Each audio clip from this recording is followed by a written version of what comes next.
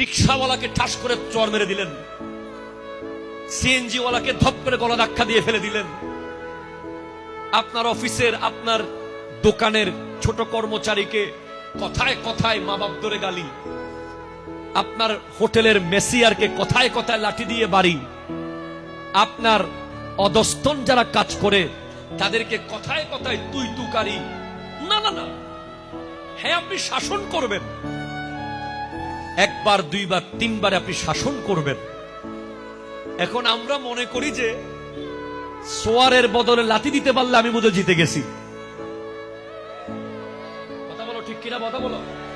আমরা মনে করি যে আমাকে সোয়ার দিছে, আমি যদি লাথি দিতে না পারি আমি তো শেষ।